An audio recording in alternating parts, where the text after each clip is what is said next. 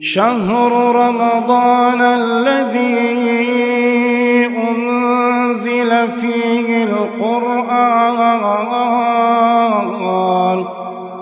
هدى للناس وبينات من الهدى والفرقان. الله أكبر. الحمد لله رب العالمين الرحمن الرحيم مالك يوم الدين إياك نعبد وإياك نستعين اهدنا الصراط المستقيم صراط الذين أنعمت عليهم غير المغضوب عليهم ولا الضالين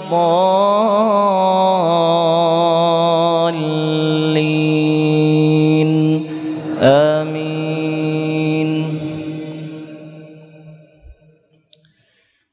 ويقول الذين آمنوا لولا أنزلت سورة فإذا أنزلت سورة محكمة وذكر فيها القتال رأيت الذين في قلوبهم مرض ينظرون إليك نظر المغشي عليه من الموت فأولى لهم طاعة وقول معروف.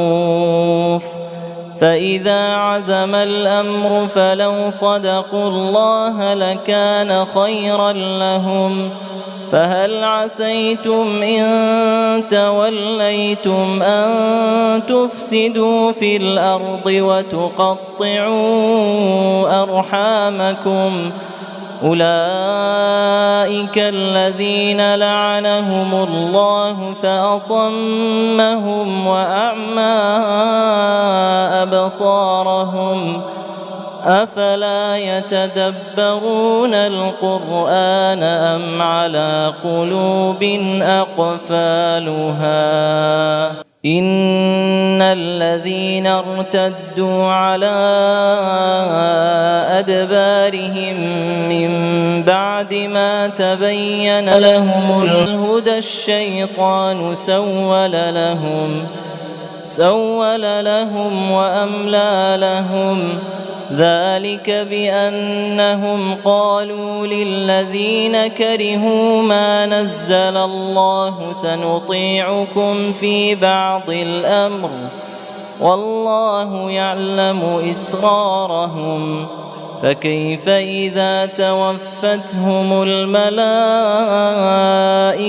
يضربون وجوههم وأدبارهم ذلك بأنهم اتبعوا ما أسخط الله وكرهوا رضوانه فأحبط أعمالهم.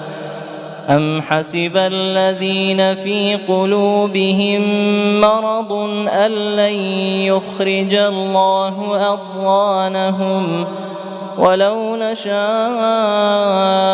لأريناكهم فلعرفتهم بسيماهم ولتعرفنهم في لحن القول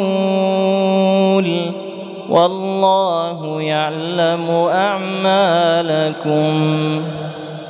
شهر رمضان الذي أنزل فيه القرآن هدى للناس وبينات من الهدى والفرقان.